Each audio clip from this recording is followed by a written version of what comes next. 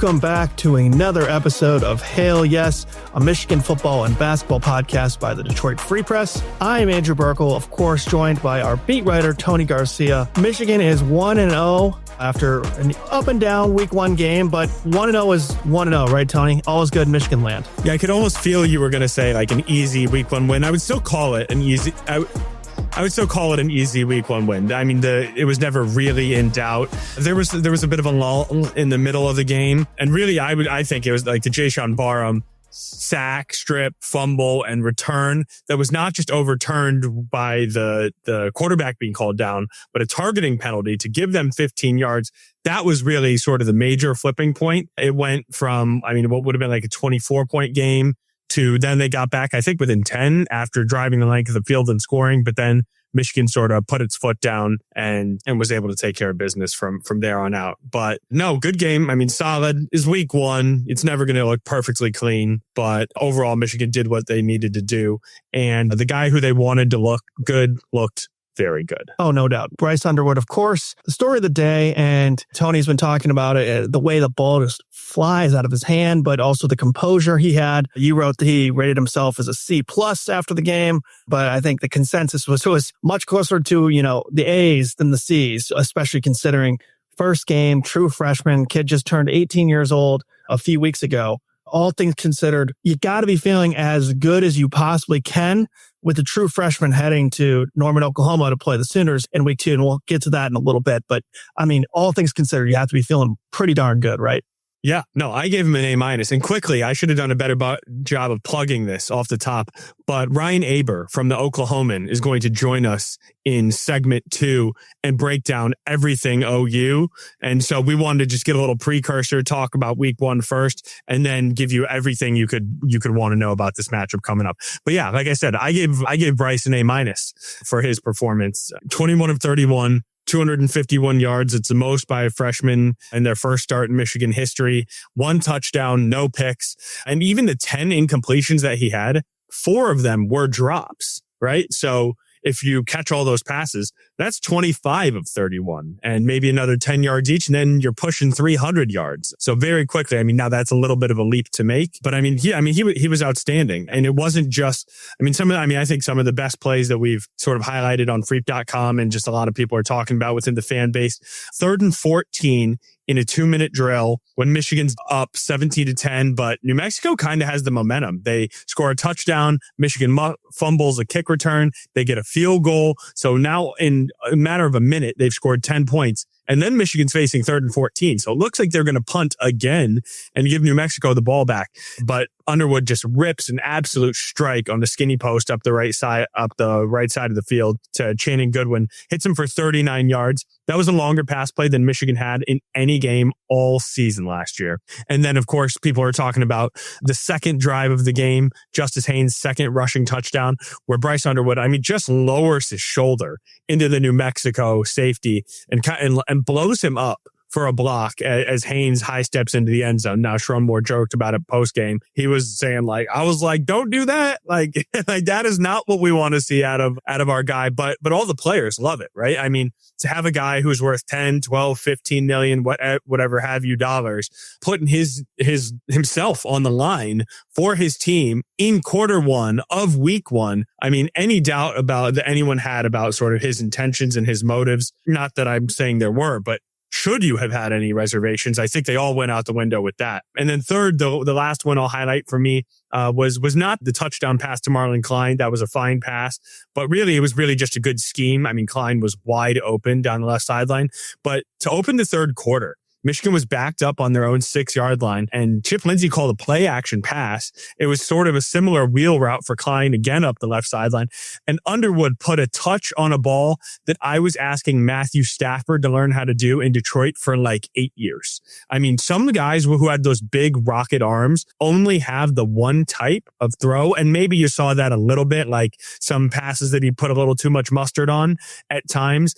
But I mean, that touch to get it over the linebackers, under the safeties who were closing in from the middle of the field was a perfect pass. And so you saw a little bit of everything from Bryce in game one, except rushing. And I think Michigan did that by design. I think they wanted to protect him in a game where they knew they didn't need his legs, and use that as another wrinkle against Oklahoma. I would expect some read options. No doubt. Yeah. And you touched on it. I think the no doubt play of the game was that 3rd and 14, and not just the rip, not just the throw, not just everything that it was, but also the decision, because I rewatched the game this morning before we recorded, and it's hard, now you see how the final result is, but it can be tough to remember. Like in that moment, New Mexico had all the momentum. You said they had some momentum. I think they had pretty much all the momentum. They had got that touchdown drive, and then Michigan fumbled the kickoff, and then all of a sudden you have them down on 3rd and long, and New Mexico calls the timeout. They're trying to get the ball back. And Chip Lindsey and Sharon Moore have enough confidence in the true freshman to not only say, hey, we're going to have you throw it, but to have you throw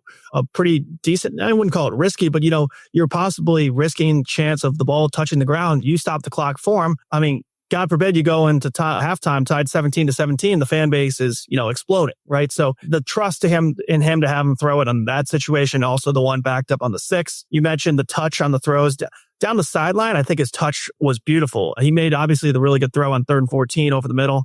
Couple passes that, like you said, maybe had that one speed touch to them, where of the 10 drops, maybe a few, or 10 incompletions, a few of them maybe were a little too much heat on him. But that's you'd rather have that, right, than somebody who can't get the ball there or put the mustard on it when you need it. So all in all, I mean, it's impossible not to be extremely excited about watching Bryce play and already looking like every bit the part of an NFL quarterback size, arm wise, read wise, and obviously we'll see the big test coming up here this Saturday. By the way, did want to bring this back. I had to call you out. You totally, I was going to tease Ryan Aber, so you didn't let me get to it, but it's okay. I'll let you off duck on this one. So we'll have plenty of Oklahoma talk as far as, the Sooners, who looked pretty darn good themselves. But any parting thoughts before we take this quick break, get to Aber, about just, what Michigan might have to build on with this week, what Michigan might have to take lessons from, what are your thoughts for putting New Mexico in the book here? Yeah. I look at the run game, right? Justice Haynes also had an electric debut, 16 carries, 159 yards, 3 touchdowns, the most in a debut for a Michigan running back since 1970. So obviously that's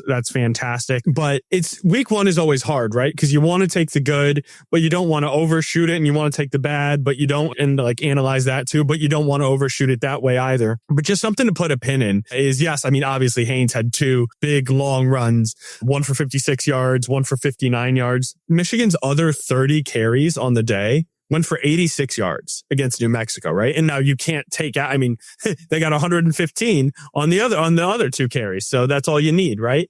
And Sharon said that some of those short 3-yard carries really wore down the defense, and that's how you break a big one. I'm not totally sure that's the case. I think some of I think there were 2 plays that were just very well blocked, because the other ones, it's not like you're getting 6 yards a pop, 7 yards a pop, 8 yards a pop. I mean, Jordan Marshall had 11 carries for 29 yards, and his longest run of the day was 5 yards. 8 of his 11 runs were for 3 yards or less, which are, by Jim Harbaugh's old definition of inefficient, moderate and explosive runs, those are inefficient runs.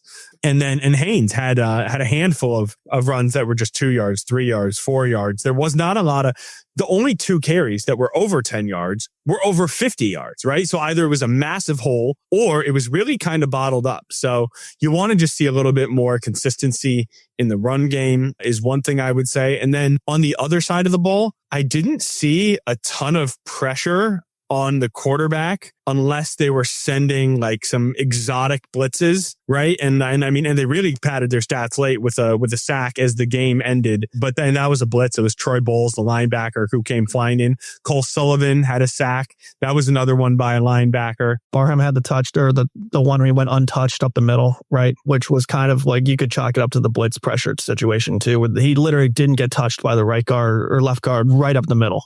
That's good scheme, right? I mean, you're probably stunting somewhere, and you're giving them a look where they're not prepared. They think you're going one way and you're going the other.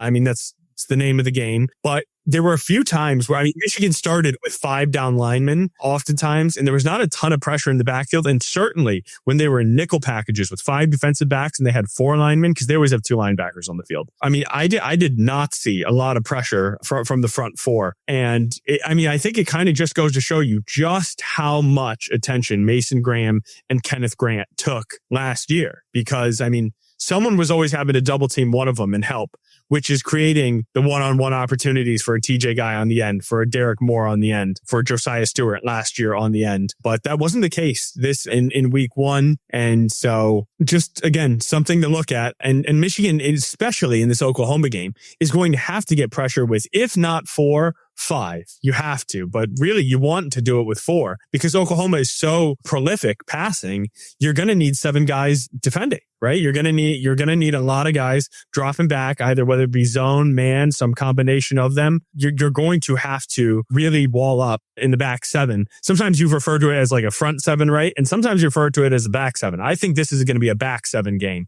where those linebackers are going to need to be in coverage as well at times. And if they're not, they're going to need to be coming, not just filling holes in the run game, because Oklahoma's run game kind of struggles anyway. So I don't think Michigan's going to need to load the box. They shouldn't have to load the box. But I guess we'll let our Oklahoma expert, Ryan Aber, break that down even better for us. Yeah, no doubt. And I think you were kind of touching on some of the defensive ends, the edge pressure more, because you did see a little bit of pressure from Damon Payne, who had that one pass deflected that ultimately forced the interception for TJ Guy. Derek Moore didn't grade out so well on Pro Football Focus from what I saw. And he's, going to be a guy that you're going to want more pressure from. And just some of the overall front 7 pressure. But the one other thing I noticed that I'll put a pin before we get to Ryan was just like, maybe it seemed like the middle of the field was kind of gettable at times for the New Mexico offense. The linebackers obviously played pretty well, but it seemed like sometimes they were, specifically the tight end game with Dorian Thomas, was able to find some space and over the middle. So against an elite pass attack like Oklahoma's going to present, that's going to be something to watch as well. Last thing, very quickly, 15 seconds. Special teams. They fumble the kickoff return, muff the kick on punt return. Those things cannot happen if you want to win at Oklahoma. I just feel I would not have been doing my job if we didn't mention the special team. And even punts, right? Only a 42.5-yard average. Dominic Zavada is going to Dominic Zavada, so he really saved their bacon there. But that unit was sloppy all the way around. No doubt. So, okay, as we said, we'll put a pin in it, and we'll get to Ryan Aber from the Oklahoman on the other side of a quick break.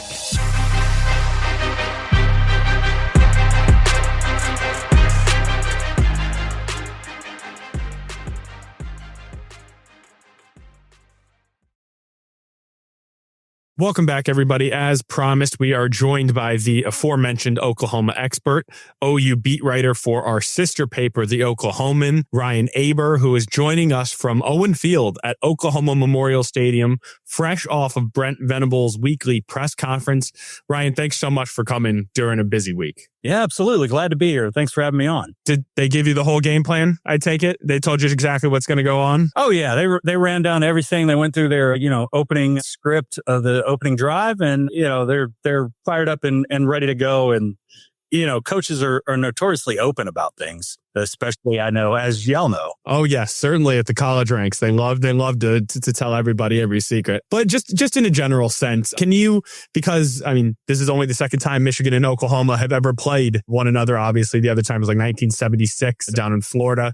So Michigan is no stranger to big games, to primetime environments, but it is to Oklahoma. So can you just set the stage? What is a game day like, literally a college game day in Norman? Well, it's obviously a big deal down here.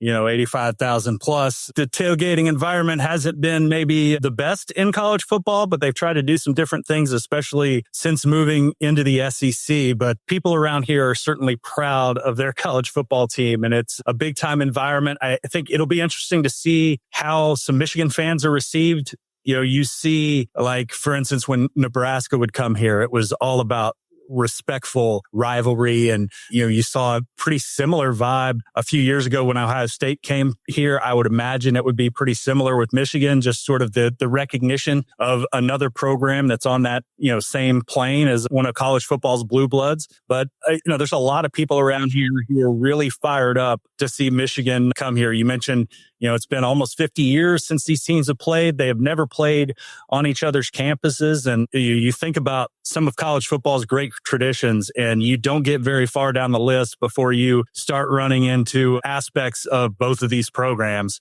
So there are, a lot of people here who are really excited to have Michigan come, especially with an OU alum on the opposing sideline. Yeah, so I guess that's a great place to start. Sharon Moore, of course, Michigan's head coach, graduated from Oklahoma, and he was going down the list of names of people who are there who either coached him. Brent Venables, now the head coach, was the DC then, or DeMarco Murray ran behind him. Now he's the running backs coach, the tight ends coach, whose name is escaping me, and then I think it's Kevin Wilson, who's the Joe John Finley. There we go. I knew it was a double first name, Joe John. That's doing a lot to remember, and then Kevin Wilson, who is an offensive analyst. He was Sharon's OC. So I guess what are people down there saying about the Sharon that they remembered? I think, Brent Venables was asked this today because Brent Venables was the defensive coordinator on those teams and just talked about what he remembers about the preparation level that Sharon Moore gave and just the attention to detail that sort of made him think that this was a possibility that, Sharon Moore could one day be a head coach. But, a lot of positive things being said. Obviously, Bob Stoops was the coach on that team. He's still around. He'll certainly, I would imagine, be here on Saturday for that one. And just a lot of excitement. It's a little bit weird given the fact that everything that's gone on with the Michigan program and Sharon Moore and the suspensions and things like that. But glad to see him going to be on the sidelines for this one because it's certainly as big of an atmosphere and as big a game as this is. That's, an added element to things. And it's one that, OU isn't unfamiliar with, having played Josh Heupel last year, who was their last national championship winning quarterback. So they've got a few of these, but certainly this is a big one. So let's just get some general Oklahoma thoughts. So week one, I mean, every team is ready to start hanging national championship banners after week one. We know that up here as well. Every team but Alabama, but yeah, that's right. That was rough. That was a rough scene down in Tallahassee for them. But 35-3 win over Illinois State. John Mateer, historic debut. I'm hearing the name Baker Mayfield getting thrown around. I mean, do people need to pump the brakes on that, or give us your Mateer breakdown from week one and anything you've seen of him leading up to this game? The answer is yes. You need to pump the brakes on a comparison to Baker Mayfield because we're talking about, in a program that's had a lot of just next level quarterbacks. Baker Mayfield had the best career of all of them. And I would slow down on that mark, but he did break Baker Mayfield's record for passing yardage in a season opener that he set in 2015, that Heisman Trophy year against Akron. And I think just a lot of excitement around John Mateer and this offense's performance after what we saw last year. And they were just bad all around. They won their opener last year, 51-3, I believe, against Temple. And even though the score didn't indicate it, you walked away feeling like, oh, this offense has some problems. And not that everything's perfect. The running game, the offensive line still need plenty of attention. But when you have a quarterback like John Mateer and the ability to spread the field the way he did with Deion Burks, Keontez Lewis, Jaron Kanek all having really big games, I think there's a lot of excitement over what this offense can be. I think it's a little bit premature to throw out names like Baker Mayfield or even, Kyler Murray or any of those other guys. But at the same time, I think a lot of that excitement is warranted because, we haven't seen that kind of quarterback play here for not too long, just a couple years. Dylan Gabriel was really good. But, after what happened last year, there's a lot of OU fans who were really excited about what this offense would look like. And that excitement didn't dampen at all on Saturday with that 35-3 win over Illinois State. Yeah, you mentioned Dylan Gabriel, Jalen Hurts. I mean, you guys have really been hurting for the functional quarterbacks down there. I'm sure everybody feels your pain. But you sort of mentioned it. The running backs might have left a little bit to be desired. I think there was just no carries over 12 yards, like 30 some rushes for 100 yards. 3 running backs got 7 or 8 carries. And then Jaden Ott from Cal, who was the one who I expected to get some work, just one run. Did he get banged up with his shoulder? Is that what I'm hearing? And can you just break down, I mean, if Oklahoma does have the advantage in the passing game, maybe does Michigan have sort of the edge in terms of the run defense against Oklahoma? Just break down where Jaden Ott is at and how you see that matchup sort of playing out. Yeah, you would certainly think Michigan would have the advantage just off the top in that regard. I mean, we'll start off with the offensive line. OU was missing a couple of key pieces. They act like those guys will be back and available on Saturday. Michael Fasusi, big-time 5-star freshman offensive lineman who was in the mix to start at left tackle. He was banged up. Derek Simmons, who came from Western Carolina that they expected to be a starter on the other side,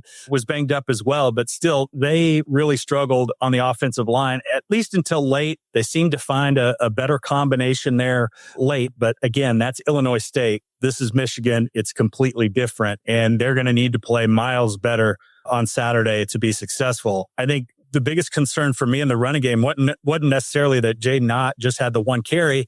It was that Javante Barnes really struggled during his time there. And he's a guy who we've seen be really productive when he's been healthy, but just didn't have much juice at all.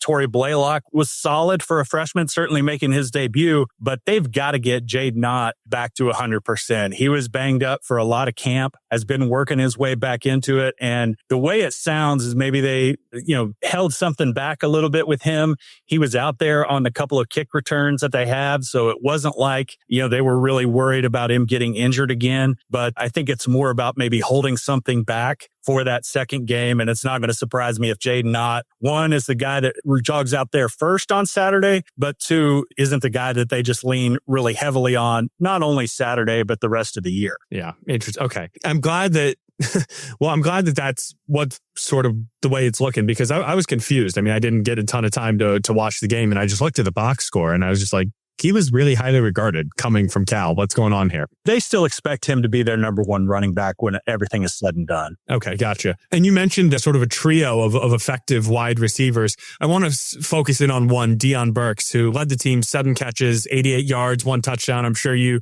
know why I want to talk about him. So he's a local product from here in Michigan, went to Belleville. I believe his senior year was 2021. When Bryce Underwood was a freshman and they won the Class 1A state championship together.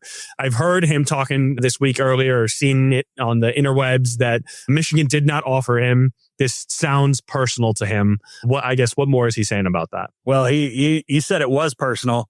I actually asked him quite a bit about that after the game the other day. And yeah, he said that he grew up in Michigan, and he almost said he grew up a Wolverines fan, but got that sentence about halfway out of his mouth and is like, no, I'm not gonna say that. But he was clearly hurt that he didn't get more of a look or an offer from Michigan, because he said he grew up here and that, Michigan kept the best players in the state inside the state, and he wanted to be a part of that. And it didn't happen. Went to Purdue, has faced Michigan a couple of times. So it won't be anything new to him. He said he's learned quite a bit about how to handle the emotions of everything from those two matchups, including that, Big Ten championship game matchup a couple years ago against Purdue. With Purdue and Michigan. And he just feels like he's in the right place, even though it didn't work out the way that he would have liked, that, it's all worked out for the best for him. And it seems like he's settled in a way that I don't think he was the last time that he went against the Wolverines. New offensive coordinator Ben Arbuckle in there from Washington State. Obviously, he comes over with Mateer. How has that marriage between Venables and Arbuckle worked out so far? And obviously, people are excited about the offense, but is there a matchup of style there that seems to make sense, where is Venables going to want to run the ball more than Arbuckle might want to pass, especially against the Michigan front, who we saw Ohio State bang their head against last year, different guys, but that didn't work out so well for them when they ended up opening it up and running to the national championship. Yeah, I think it's been interesting to look at the sort of how those two styles have messed up. And I think Brent Venables, in large part, is sort of not completely hands off with the offense, but especially now that he's calling the defensive plays full time, sort of lets those guys do their own thing. I think it's helped with him that they've got a guy like Kevin Wilson around, who I know y'all are familiar with from his days over at Indiana, was the Tulsa head coach, was obviously the offensive coordinator here in Norman during, a chunk of that time when Brent Venables was here. And he's been there as an analyst. And I think it's more about Kevin Wilson and Ben Arbuckle sort of going back and forth about what works. I think, yes, Brent Venables would like to have a balanced offense and be able to run the clock and grind it out. But I thought that they were able to, even with having to stick with the pass in large part, even late in that game the other day, that they were able to shorten the game a little bit rather than some of the struggles that they had last year where they couldn't pick up a first down on the ground and you just kept lengthening games and giving other teams a chance to be in it. That wasn't the case on Saturday. But again, like I've said for, I think the 45th time in this podcast, that was Illinois State.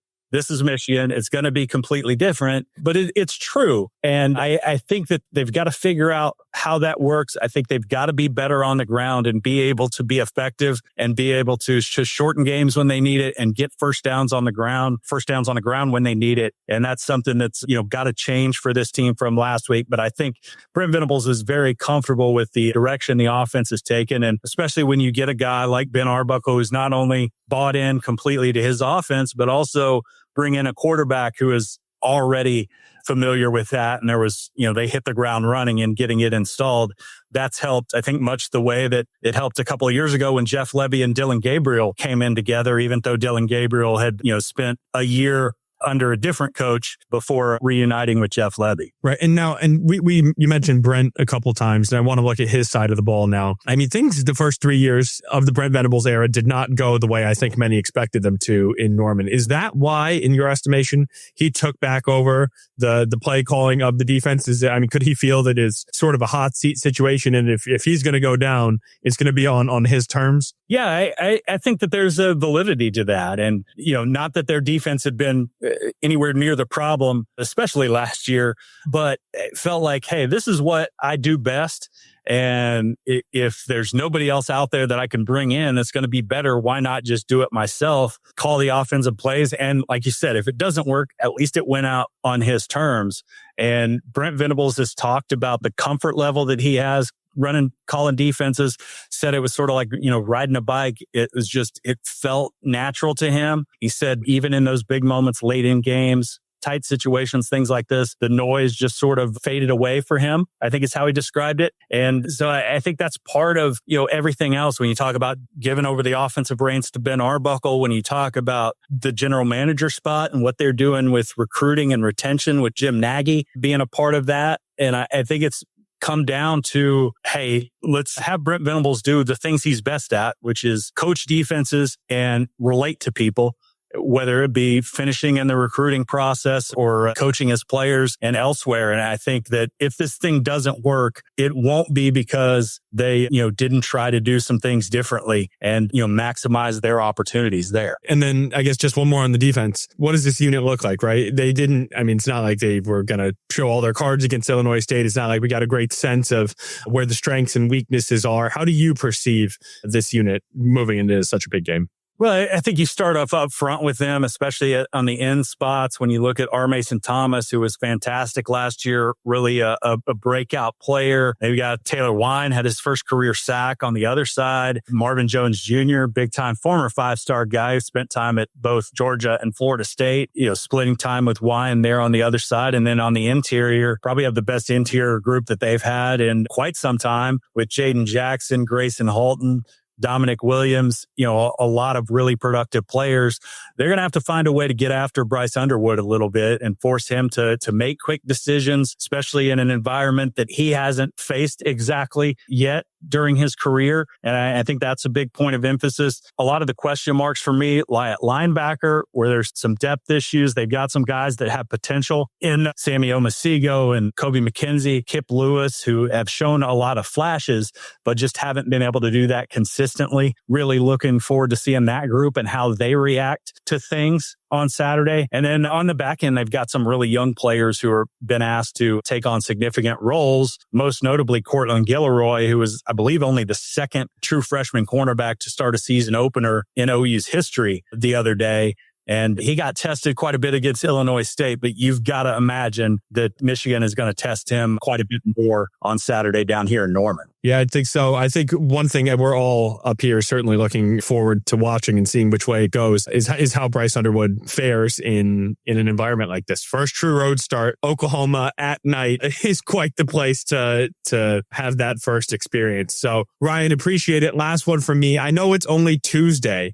Oklahoma's favored by 5.5. You don't have to talk about the spread, and I guess you don't have to answer it either way, but are you leaning one way or the other on which way you think this game's going to go? Yeah, I think I'll probably pick OU in a very close one. And I think that's just because it's here in Norman and because of like you said, the freshman quarterback in the environment for the first time. It's hard to go against that. Still some question marks in my mind about this OU team. Again, about the offensive line and about the running game in particular. They've got to avoid turnovers in this one. I think it's certainly interesting that, Michigan will be without its top linebacker in the first half of this game after the appeal didn't go through, apparently. And I think OU's got to take advantage of that. I think they've got to be effective early, but I think this is going to be a fairly, not super low scoring game, but I think it's going to be a tight game throughout. But I'm going to give OU a tiny advantage, maybe a 2 or 3 point advantage in this one, just for those couple of reasons I mentioned. But it's one of those ones I could see going either way. Yep. Nope. I think we see it the same way. Ryan, appreciate you so much taking the time to join us. And everybody, we will be right back on the other side with our official picks. Don't go anywhere.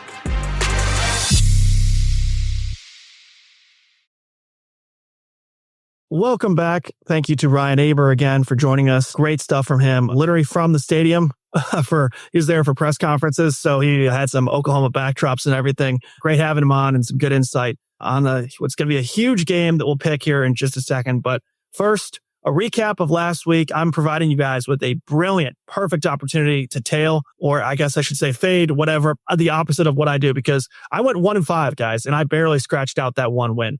I felt as confident coming into week one as I've ever felt. I'm like college football, Phil Steele's College Football Magazine. I was reading research on all these different games. I felt so good about it, only to go 1-5 in my picks. So Tony did a little bit better, 3-3. He's still sitting at 500, but a lot of college football games still here to go. So I'll see if I can do my best to catch up. But in the meantime, I'd recommend fading because clearly I'm missing something here. So yeah, and I'm not doing anything for anyone because tailing or fading, you're breaking even and you're just giving a little bit to the book. So stay away from my picks. Tony's with the little -110 juice. Tony's technically losing you money too. So we're offering you some losers. 3-3 is 3-3. That's you're not going to. I guess they say you're not going to go broke making a profit. That's technically not a profit. But really, Notre Dame was down. I mean, Notre Dame could have won that game. And like you said you felt like you kind of stole the Texas Ohio State game. I mean, I feel like Texas just left a lot of points on the board. Ohio State probably should have won that game, but then the Michigan State game was good for me, bad for you.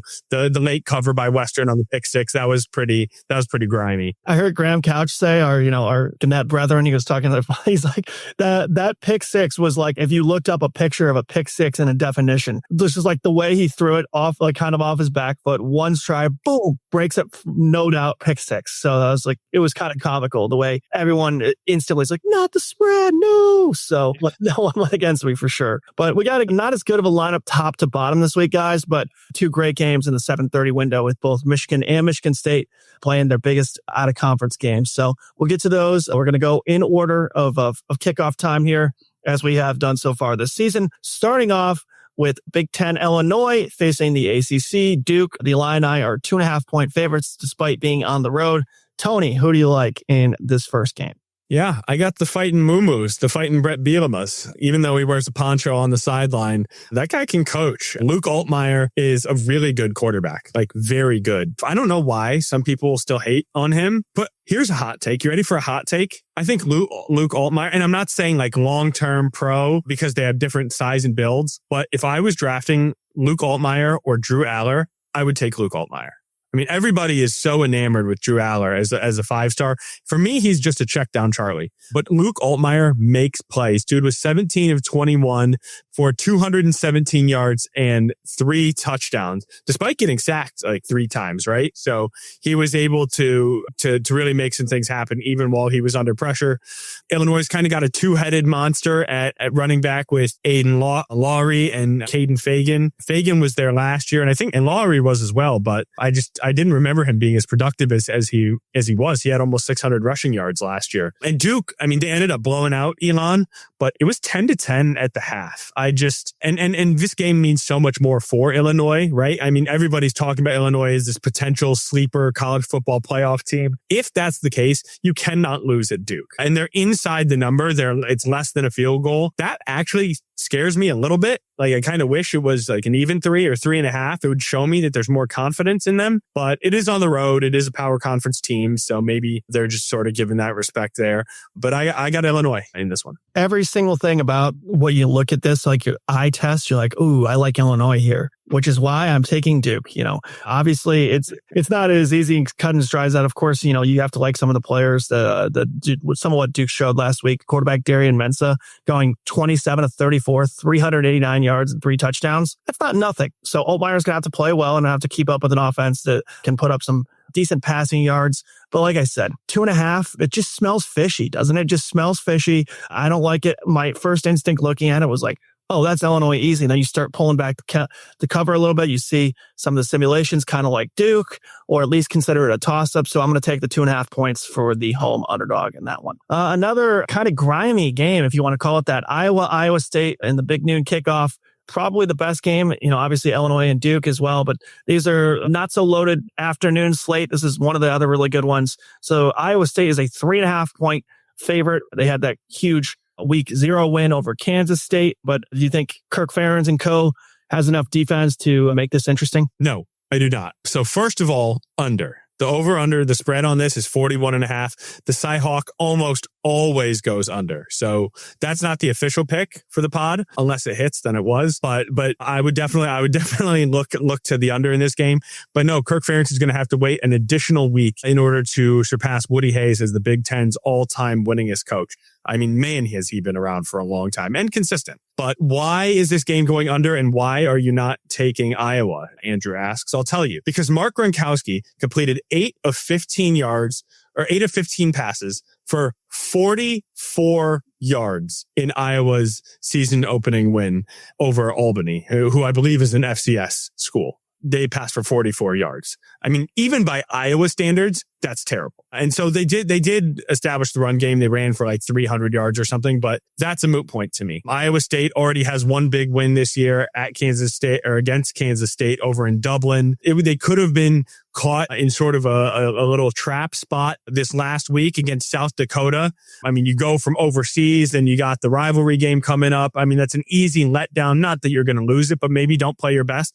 55-7. And so I think Iowa State is sneaky, not so sneaky, a pretty solid team this year. And then you add to the fact that this game is in Ames and not Iowa City. I mean, everything to me is screaming Iowa State. Agreed. You took a lot of my talking points there with the Gronsky stuff. I mean, if you hear all the buzz coming in, right? This is supposed to be the guy coming in from South Dakota State, transferring up. And he's just like, this is going to be a new look, different offense. They say it every year, and it's just fart sound, as we like to say sometimes, 8 of 15, under 50 passing yards. I don't know how you can take Iowa in good faith in this one and feel good about it. I'm not saying they can't win it, and they probably easily could win this game because of the way Iowa plays and just how down and dirty they like to get these games and take them to the mud pit or whatever they like to say. It's just like, I'm going to feel better picking Iowa State here. And I think they're pretty good. I think Iowa State, like you said, is impressive their second game, their week 1 game, impressive showing after a huge letdown opportunity there. So we're both picking Iowa State. We'll wrap that up there. And so only 1 of 2 agreements so far. So we're doing better than we did to start last week, right? When we agreed on all those picks. But let's move to the night window now with Boston College at Michigan State, a rematch opportunity for the Spartans, who, if you listen to a lot of the quotes and read a lot of the quotes like I do for Solari and some of the stuff that comes out of MSU, this Boston College game is one that's stuck in the craw for Aiden Childs and the entire MSU team. It's a huge rematch opportunity for a game that would have made them bowl eligible. Childs threw those straight picks, kind of fell apart at the seams against Bill O'Brien and co. So who do you like? Michigan State 3.5 hosting Boston College. I think they had a chance to win that game, right? It was pretty rainy. Oh, definitely.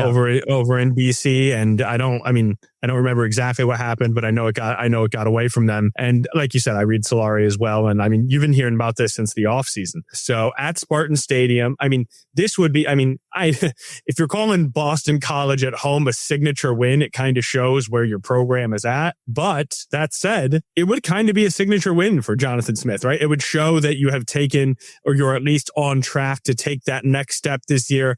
At least, I mean, if you want to be bowl eligible, you got to win this game. It's a big game for Aiden Childs. It's a big game for Jonathan Smith. Michigan State's running game looked decent in week 1. Their second half was pretty abysmal, only a safety, but the defense looked solid. I mean, while the team did not get a shutout. The defense pitched a shutout because the only points Western got was as we were talking about earlier, was on a pick six by a backup quarterback with 2.5 minutes left. So while that like sits badly in the taste of fans, that's not really here nor there. And so BC I know has a new quarterback. Castellanos has left, and he just led Florida State to a big time win. But I just feel like if Michigan State is going to be functional, they have to win this game. And so I'm going to take Michigan State. It has all the feel of that Arizona State rematch a couple of years ago where the Spartans went and played in the Phoenix area, played Arizona State and lost it was like 110 degrees in week 10. And everyone's like, all right, this is the game. We're going to get our revenge. And then Arizona State comes in with Jaden Daniels when he was a true freshman, I think. Or was he a redshirt freshman? I think he was a true freshman. And he runs all over the Spartan defense. And it just kind of felt like the game was just like slightly out of reach the whole way. And Arizona State ends up winning that one with Term Edwards. I just have a feeling that this one could go the same way, but there's no way around to saying this is just a massive game for Michigan State. Not necessarily for, like you said, you beat Boston College at home, but it's more so like the flow of the season, right? Like the week after that, you play Youngstown. How different does that game feel if you beat Youngstown 50-0 to go to 3-0 heading to USC versus 2-1? You lost your only game that matters. You're heading to USC for a game that almost feels like you have to put on a show. It's so important for not just the wins and loss columns, but the absolute flow of this entire season for Michigan State. So it's a big one. I think the pressure is definitely on Michigan State. So I'm going to go with Boston College with the points, though, while adding, I think Michigan State can win the game and somehow, and possibly be in that cover or win, but don't cover zone. Yeah. It's 3. I mean, it's 3.5, right? The hook gets you. It would not be my first time losing on the hook, right? And so no doubt. But I mean, there's a little bit of a difference between Jaden Daniels and Dylan Lonergan, who was a backup from Alabama. I mean, nobody knew Jaden Daniels was Jaden Daniels at that time. But your point, I actually don't hate the comp. I do understand that vibe to that weird series that MSU had. That feels like forever ago now. Well, I mean, Jaden Daniels just won Rookie of the Year in the NFL and played like 7 years of college football. So yeah, it was a while ago. It feels more, it's one of those series that it feels like so long ago, but also like you totally remember it. Like it wasn't that long ago as well. One of those things for sure. So, okay, let's finish it off. Last but not least, of course, we like to save Michigan for the final game to keep you guys on the edge of your seats. The Wolverines are now a 5.5 point underdog at Oklahoma.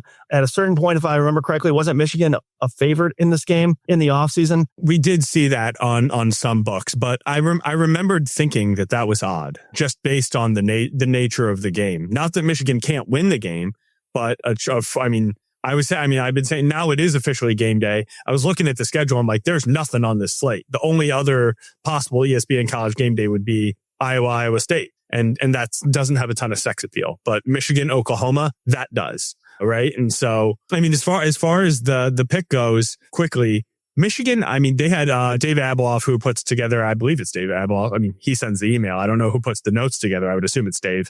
I mean, he had a chef's kiss of a note in this Michigan like game information that we got sent yesterday. Yesterday being Monday, we record this Tuesday. It will be in your inbox on Wednesday. Anyways, Michigan 13-0. In their last 13 night games. That is after 5 p.m. local kickoff time. So everyone, people were tweeting at me, oh, what about Washington last year? Well, Washington, while it was a 7:30 game here in Ann Arbor, that was a local kick at 4:30. That was an afternoon game. That does not count. And so 13-0 in their last 13 and 18-2 in their last 20 primetime games. That is unbelievable. Now, I don't know how many of those they've been 5.5 point underdogs, but probably not many, but still, and none of the Ohio State games, obviously, because those are always at noon. With that said, I'm going to pick Michigan.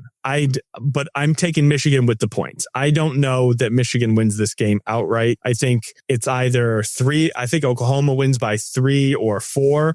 I just like that many points for a Michigan team that feels capable. This is a really tough one. I think this one was my hardest pick of the bunch, just because once again, as fantastic as Bryce Underwood looks, and as much as the star and the arrow is pointed straight up, a first road game at night on ESPN game day in front of 85,000 at Owen Field at Oklahoma Memorial Stadium. I mean, that is about as tough as it gets, right? Like we just saw Arch Manning go into Columbus, right? And have to, and the prospect with the hype and he's the guy, and then fart noise, as we say, right? So I think Bryce is going to look better than Arch did, but I mean, Oklahoma's offense is really good. At least their passing attack looked really good. Michigan's pass defense looked somewhat suspect, as we talked about a little bit in the first segment. Jair Hill, who is their CB1, was not great, but I mean, I expect him to have a bounce back game. I mean, without Jayshon Barham, this linebacking core is super deep. I remember talking about it on previous podcasts. I think the linebacking core is going to be the sneaky best room on the entire team. But without Jayshon Barham, I mean, there are things he can do by playing inside backer and also rotating down to the edge in a 5-man front that not a ton of guys on this team can do. So he's like a really unique chess piece. It's just, there's just a lot of little things. And if you're not punting well, if you're not gaining any yards in the return game, Michigan has to win sort of that hidden third of the football game, which is special teams, which they won. They were almost undefeated in special teams wins under Jim Harbaugh. That has not been the case in the Sherrone Moore era thus far, and certainly wasn't in week 1. So that's why I'm a little hesitant to pick them outright. Could they? Yes. But if you're giving me 5.5 points, nearly a touchdown, I think I'm going to take that with a team that's won the last 13 times it was in this spot. We talked earlier about Michigan's run game and playing with fire a little bit, right? With the big plays as far as average carries and all that stuff. Well, I think that if they can bust 1 or 2 wins or 1 or 2 big runs, that's really going to keep them in this game, especially considering that Oklahoma's rush attack looked questionable. If you want to put it friendly, put it nicely, according to Ryan Aber in the first half of the show, it's leaving a lot to be desired there so far. Obviously, John Mateer is a huge threat in the pass game. Michigan's going to have its work cut out trying to stop that attack. But I think that if Michigan can stop the run and bust a few big runs, I like that 5.5 points. Like you said, I'm not necessarily picking them in this game because I think that they're going to win. I like the 5.5 points and a couple of the factors working Michigan's way. I think it's going to be a close one. You could see a situation where maybe, it's a 7-point game, right? And Michigan's trailing and Bryce Underwood has a chance to go down and tie the game, but then you end up losing by 7. If that ends up being how you get beat, so be it. I could see a situation like that where it is a close game, but you end up losing the spread. But that 5.5, they call it the Vegas zone, kind of like in between the 3 and the 7.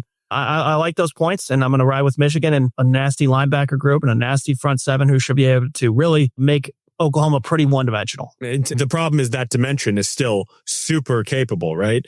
But if you can shut down this rushing attack, which Michigan did against New Mexico and which Illinois State did against Oklahoma, so sort of transitive property there, you think Michigan certainly has the upper edge. Although Jaden Ott, as we talked about and Ryan talked about in the second segment, sounds like he's going to be good to go, and they're going to try to lean on him a little bit more. So that's an X factor. They didn't use him much. I said earlier in the show, I think Michigan runs Bryce a little bit. I would not be surprised to see some RPOs, like actual RPOs, not just like a read option, but run pass option. And so we'll see what else Chip Lindsey has up his sleeve. I'm getting my elite offensive coordinators mixed up, but Lindsey deserves a ton of credit for that game plan that he put together for Underwood to get him in a rhythm early on. A lot of like one read throws, a lot of really like, where you're going with the ball, slants, screens, bubbles, curls, hitches, outs. Just all within 8 to 10 yards of the line of scrimmage or closer or behind the line of scrimmage. If they can get Bryce into a similar rhythm early, if he can protect the ball, Michigan is going to have a shot going into this in the fourth quarter. And then Zavada, he is an X factor of all X factors. I think you're going to have to steal some points with the kicker. Michigan can't get too greedy and be trying to go for 7 every time. If you are in range of Zavada and it's anything longer than 4th and 3, take the 3. Because, he for college, he is as automatic as it gets. No doubt. And we will see. It's going to be an awesome test for Michigan. The kind of out-of-conference games that we were begging for them to play a few years ago, when they were dialing up the cupcakes for a few years there. And now we're getting them every year. So no complaints on that front. Hosted Texas last year. We got Oklahoma this year. So special stuff. The kind of game you look forward to for years. Tony will, of course, be in Norman for that one. It's going to be a great Saturday afternoon, and we can't wait for it. So stay tuned with the Free Press for all of our coverage, both in video form and audio form like here today, and of course, and obviously in print and digital as well. So we'll have you covered on all those different fronts. Thank you to our editor, the sports editor, Bill Bradley, the editor of this podcast, Robin Chan, for his patience with us in our recording schedules, and of course, the editor of the Free Press, Nicole Avery Nichols, who makes it all possible. So stay tuned with us. We'll be back again next week with another episode, and enjoy what should be an awesome game. We'll talk to you guys then.